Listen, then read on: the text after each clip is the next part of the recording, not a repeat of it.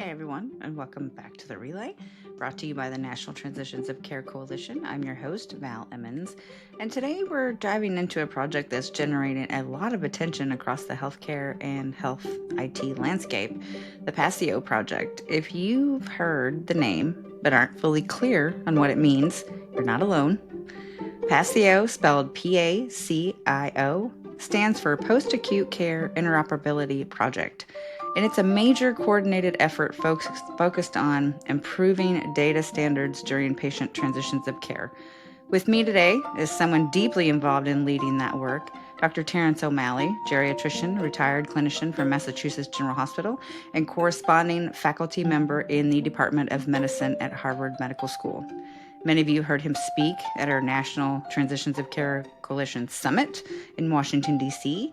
And since then, we've received more questions and requests for clarification than most any other topic. People want to know what exactly is the PACIO Project. So today we're going to break it down, the origin, the purpose, the implementation guides, and the real-world barriers and momentum behind the adoption. Dr. O'Malley, thank you for being here. We're excited to finally dive deeper into this conversation. Good. Thank you for inviting me, Valerie. Appreciate it. Yeah, a lot of folks have a lot of interest, but some people don't really even know what it is. So I wanted to have you on today to have you give a little overview of how you got to the results that you are coming up with. Sure. Be happy to. So the PACIO project is the work of many, many hands. So I'm going to describe the work that our group has done, but it's really part of a much larger project, and people should keep that in mind. This is not a one-off. It's a 6-year project funded by CMS with the grant going to the MITRE Corporation. And the MITRE Corporation provides the support for the PACIO work groups. And the goal of the PACIO project was to create implementation guides to help programmers and developers adequately program the types of applications that are needed within electronic medical record systems to take advantage of what PACIO is developing. So the whole idea is to create implementation guides through HL7, International Standards Organization, that can then be used by anyone without cost, other than the cost of programming, and will lead to a standardized approach to obtaining the information needed for a transition of care, as well as knowing what that information is. So that's sort of where PACIO started, again, 6 years ago. And they started with pieces of what's important in a transition. They started with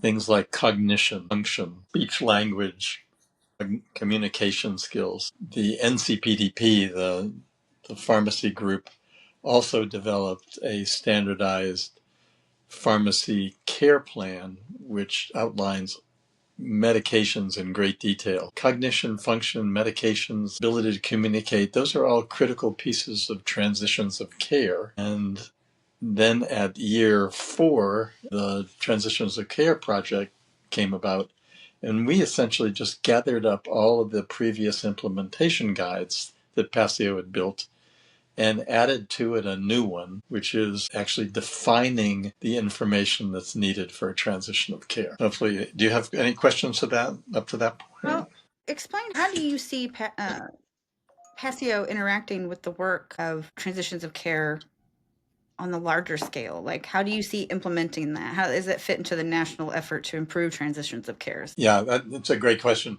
The implementation guides are voluntary. So there's no CMS mandated or ONC mandated requirement to follow these implementation guides to improve transitions of care.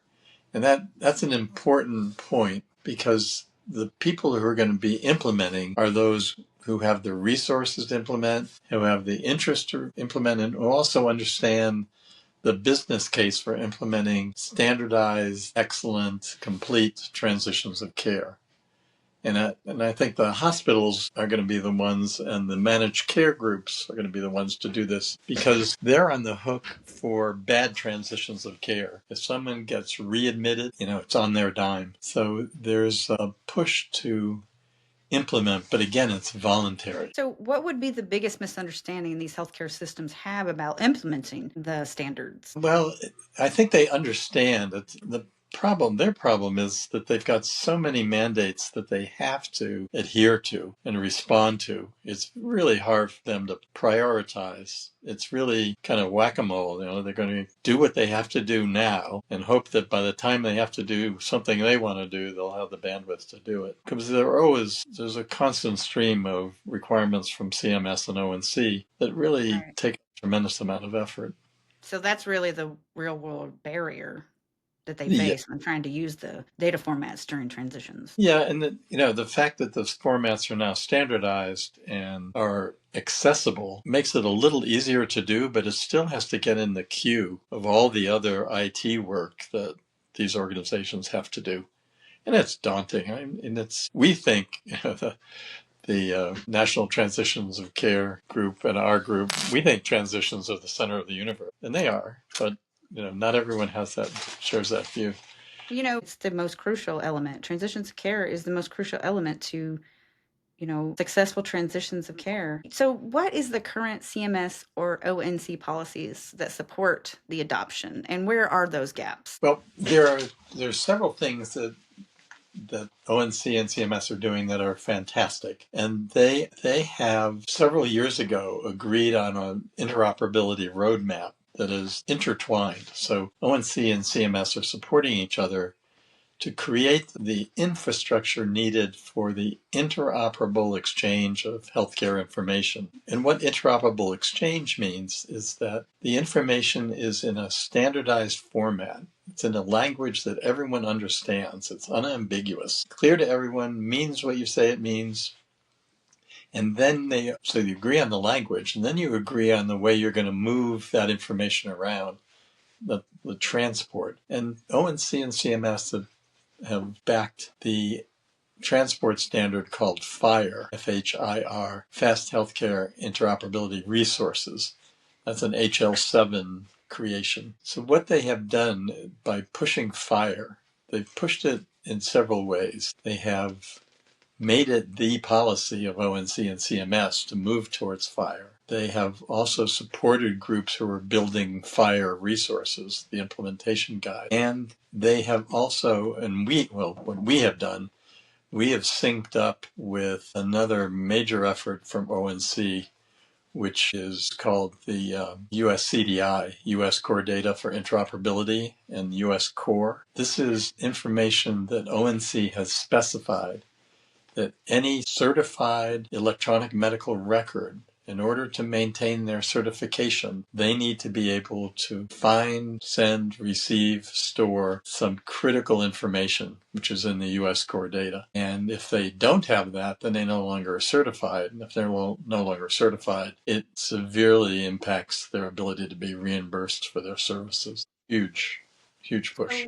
So what is the one regulation that, like, if changed tomorrow, would dramatically improve the data flow in post-acute care? Yeah, if CMS mandated that you had to exchange information on however a small scale, exchange information using FHIR and using an HL7 implementation guide for moving that information, preferably ours. But that's not going to happen, unfortunately, because CMS does not have the statutory authority to do that. They can encourage people, they can set up pilots, but that's not in their regulatory armamentarium. So they're kind of stuck. So do you see a path for federal incentives or requirements that would accelerate the national adoption at all? Well, it's going to be voluntary, so no one's going to flip a switch and say everyone's got to do transitions this way. What we're hoping is that the cost of implementing these implementation guides, these standards for transitions, we hope that the cost of implementing that is more than offset by the savings from reduced readmissions, satisfaction, reduced testing, reduced adverse events of all kinds, just because the information needed to take care of someone is in the hands of the people who are providing their care and not in the site of care that they were previously at. I mean, because some of these fines for readmission is like $35,000 a person. You would think that this would be implemented on a voluntary basis just to save money for the hospital system. Yeah, And from our standpoint, we think everyone should do it. But realistically, practices in the hospitals and systems all have a long queue of health IT requirements that they're plugging through. So at some point, we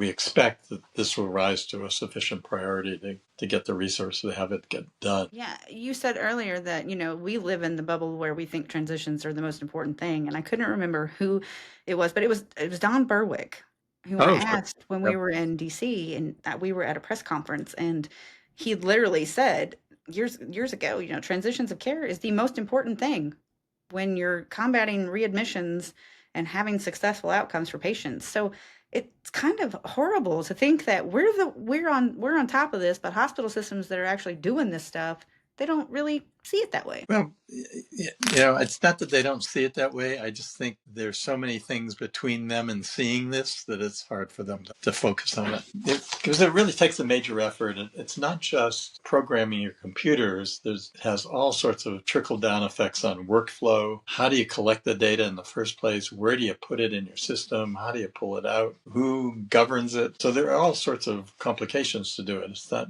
I wish it were as simple as flipping the switch, but it's a pretty complicated process, all in all. So why don't you give us a little bit of specific transition failures that the PACIO project standards would eliminate if they were widely adopted? Well, what we have done is for the first time, to our knowledge, is we've actually found out what the receiving clinicians on the receiving end of a transition of care, what do they need to take care of the individual? Because no one has really asked them. So we're basically asked the question. We asked it of physicians and nurses and nurse practitioners and case managers and dietitians and therapists and case managers. We're actually asking it of patients and their primary caregivers as well. No one's really asked them what it is they need to know in order to take care of this new person coming in the door. So we assembled 15 work groups one for each of these disciplines, and asked them to go through the CMS data element library, which is all of the data elements that CMS uses to collect assessment data on people, like MDS and OASIS and IRFPI. These are all assessment instruments that CMS requires. So we use the data element library, which they have mapped to a standardized vocabulary called LOINC. And we asked people, hey, what in this data element library are critical for you to know? And each of the groups went through, and out of the 4,500 elements in the data element library, each group identified somewhere between 600 and 700 elements that were in the DEL that they thought were important to know in a transition. We then asked them, okay, what's missing? And they made up another list, probably another 100 and some odd items that were not in the DEL. Things like advanced directive, ability to make decisions. So there are some important things that are not in the DEL. And those two lists together, the DEL and non-DEL items, are what each of these role groups said they needed for taking adequate care of patients. So that's how we built the data set that we're using as the standard for completeness of a transition of care data exchange. So what were some of those that stuck out to you that were just basic and should have been obvious but weren't to clinicians? Well, the problem is that clinicians, we don't know what we don't know. And most acute care hospital clinicians don't have a very clear idea of what goes on in a nursing home or an LTAC or a rehabilitation facility. And so they give their best shot at what information they think the person would want to know, but it may not be what is really needed. And just basic things like cognition, the ability to comprehend and understand, to respond appropriately. That's sort of critical pieces of communicating with a patient. It's nice to know that ability to communicate is there. And frequently that's not present. Functional status, ability to stand, sit, walk, turn, get out of bed. That's like basic stuff.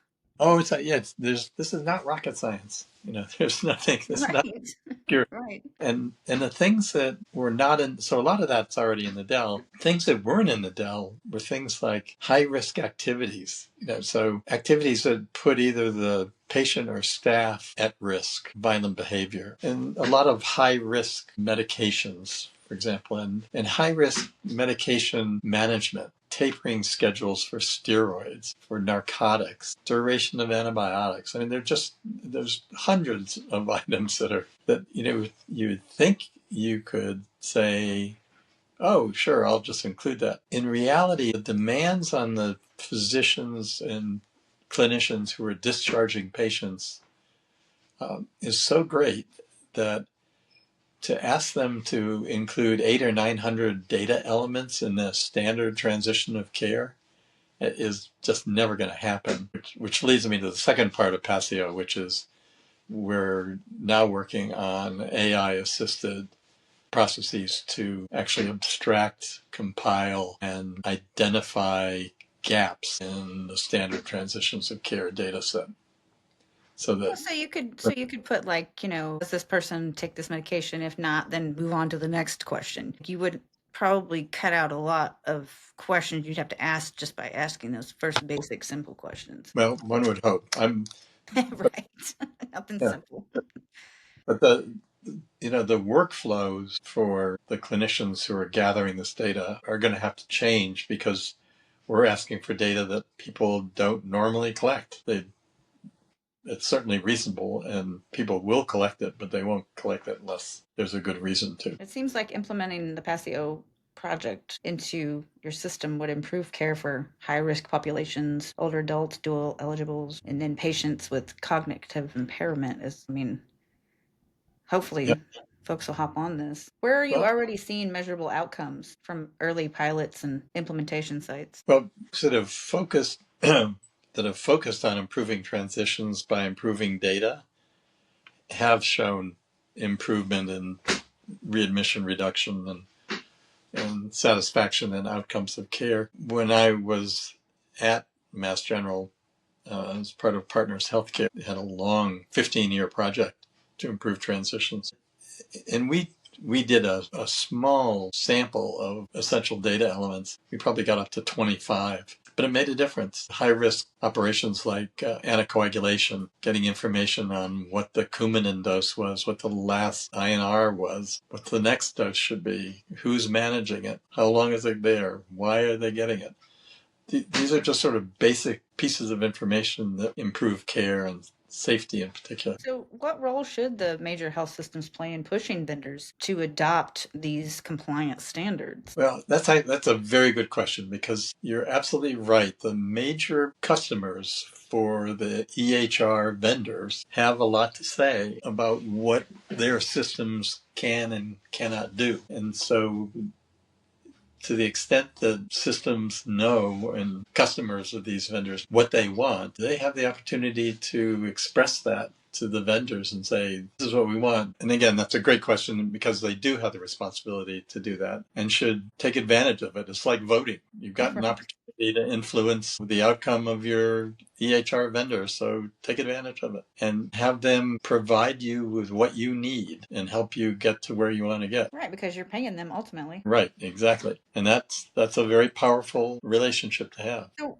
with the future outlook, you were talking about AI and how you're using AI, but where do you realistically expect the PASIO adoption to be in like 3 to 5 years from now? Yeah, I think it's going to be slow, and I think it's going to be mainly in the managed care groups. It's going to be the value-based payment practices, so Medicare Advantage, ACOs. The groups that are financially at risk for the total cost of care are going to want to adopt PASIO just as a cost saving, let alone a quality improvement project. So it's interesting that value-based payment, we think, is probably going to be the vehicle. And CMS declared, and last declared probably late last year, that 2030, 5 years, less than 5 years from now, they expect that everyone in standard Medicare and standard Medicaid will be under some value-based payment model. And that's a huge change in payment. And then that, I think, will drive adoption. I was going to say that was my next question. Do you think that nationwide PASIO integration is achievable without, a major federal mandate? But you kind of answered that. Well, I think if they change the payment structure, then readmissions take on a whole new value, and coordinating care takes on a whole new value. Under fee-for-service, there's no incentive really to coordinate care other than the clinician's pride in the care that they provide, which is significant, but it's sometimes not quite enough. So We expect it'll be a push to improve transitions, improve coordination. It's all about exchanging information. and what's one innovation or standard currently in development with the PACIO that you think will surprise people? Well, probably the surprise in the transitions of care. So it's still being developed, although parts of it have already passed HL7 ballot. I think what's going to be surprising is the extent of information that receiving clinicians say they need. And the corollary of that is the work that's going to be required to provide that information by the sending sites. And that's information that they didn't realize, they didn't know they had to send. And now they're going to be told by the receiving sites, yeah, this is what we want. So it's going to really bring into focus the inherent conflict within our system, that the burden of doing a really good transition of care falls on the discharging team. The benefit falls to the patient and the receiving team who do consequently less work. The more work the sending team does, the less effort the receiving team has to put in to find the information, make sure it's accurate, fill in gaps. And you would think that that was something as a provider that they would be happy to do, fill in those gaps so that their patient can get the care that they need. It's so crazy to me as a non-clinician, Yeah. No, as just a patient myself, really. and to be fair, clinicians operate that way. They do want the best for their patients, and they will put in the effort. But part of it is not knowing what effort needs to be put in. And the other part is, and again, they've got competition for their time as well. And, spend an hour doing a really, really good discharge summary, which is what a good discharge summary takes, is beyond what a lot of people can do. And it's, so you do the best you can, which unfortunately is not good enough. Right. So at what point do you think we're going to be at the point where voluntary adoption is no longer enough? And, and policymakers need to understand that PACIO's potential to solve systemic failures in patient handoffs is they need to get involved in crafting some legislation. Well, yeah, there's a lot of back channel talking about how do we do this. And again, CMS, the folks we work with at CMS have been delightful to engage with. They've been really helpful, tremendously supportive, have created all sorts of resources that all benefit patients, which is what their mandate is. So they've been great to work with. What they don't have, though, is they don't have the statutory authority to really push any sort of adoption of anything. So, that's an act of Congress right there. You need statutory authority. So that calls into question that route of getting things accomplished. We actually think the better chance is that the market, because of a change to value-based payment, that the market will begin to demand these sort of changes. Let's hope. That's our hope. I'm for less regulation in the market determining shifts. Yeah. That's what we hope will happen. But if it doesn't, then patients are in danger still.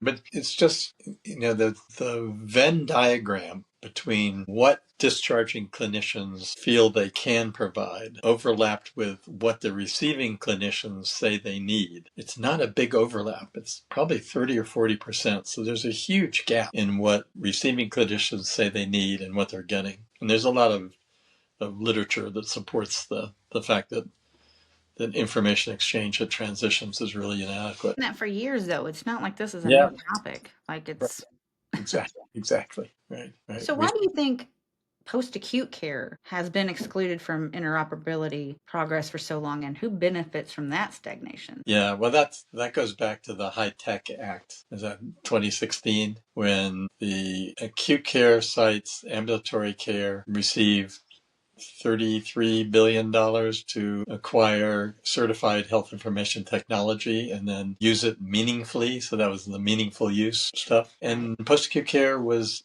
explicitly excluded and said, well, we'll get them on the next time around. Well, there's never a next time around, and there certainly hasn't been one. But, to their credit, a lot of post-acute care sites have adopted health information technology without any incentive other than improving business practice. There has been a fair amount of progress in adopting health information technology. It's just in post-acute care, it's way, way, way behind what it is in acute and ambulatory. So is there one state more than the other that has good transitions of care practices, basically?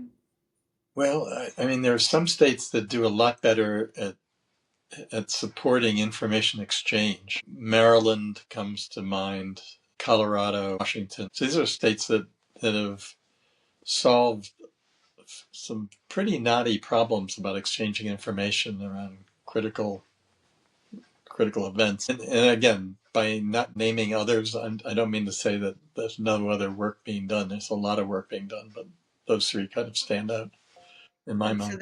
So then you don't have to recreate the wheel, just kind of look and see what they're doing, and you could Yeah, significantly improve your states. yeah, they've done a lot with health information exchanges, sort of state-supported entities that help move information around among the providers within their state. And that's a great step, and it complements what we do at PACIO. We don't really care how you move it. Health information exchange is fine. But we care about is what you move. So PACIO focuses on the content, but the states that have been doing really well are the ones that have figured out how to move the information very well and broadly across the clinicians in their state. So what kind of role, let's shift this a little bit. So I am a true believer that a patient has some sort of responsibility for their healthcare. What should patients be asking and making sure that a doctor has in order to help with their transition? Yeah, I think most important are some of the things that are never asked, like explicit goals of care. So what's most important to you? What matters most to you? It's kind of the 4 M's that the Hartford Foundation has been advancing across the country. Mentation, mobility, medications, and what matters most. So those are sort of the critical pillars. And as a patient, you're the one who knows what matters most. And so it's important that the goals of care, the limitations of care, these are things that only you can tell your provider. The other thing is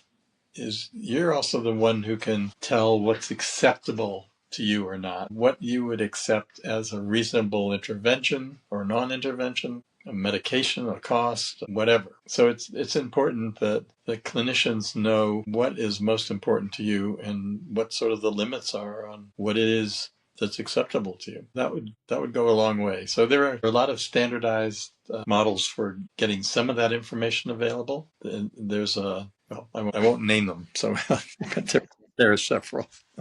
So, Dr. O'Malley, I want to thank you for taking time to explain the PACIO project. And is there anything that you'd like to leave listeners that we didn't discuss today? Probably we need more hands on deck. So anyone who would like to participate in PACIO, we are ongoing. We've got a patient and primary caregiver work group that's up and running now, working on items, and we will continue to expand. So this is all volunteer work, and we're happy to have more hands to help do this work. If you go to the PACIO, if you Google PACIO Project, PACIO Project, the website will pop up and contact information, and we're happy to welcome everyone. So thank you for asking. Yeah. Are there any requirements, like special requirements, or? No, none at all. I mean, just interest in advancing the cause. Well, again, I want to thank you today, Dr. O'Malley, and we'll be hearing from you more in the future regarding how things are going with the project. Well, it'd be my pleasure. Thank you again for asking me. And that wraps up today's episode of The Relay. Dr. O'Malley, thank you again for taking the time to walk us through the PACIO project, what it is, why it exists, and how it has the potential to fundamentally reshape the way information moves during transitions of care. Your work and the work of everyone contributing, helping build the framework many in healthcare have been waiting for. True interoperability that improves safety, continuity, and patient outcomes, not just documentation. So for those listening, if today's conversation sparked questions, ideas, or interest in participation, PACIO is an open, collaborative initiative, and new voices, perspectives, and lived experiences are welcome. You heard that from Dr. O'Malley. You can learn more and get involved by visiting PACIO Project online. We'll include links and resources in today's show notes. Here at The Relay, we believe improving transitions of care isn't just technical priority, it's a patient priority. It requires collaboration, innovation, and conversations like this one where ideas move from theory to action and from individuals to systems. So thank you for joining us, sharing this episode, and for being part of the growing community committed to better, safer, and smarter transitions of care. I'm Val Emmons, and we'll see you again next time on The Relay.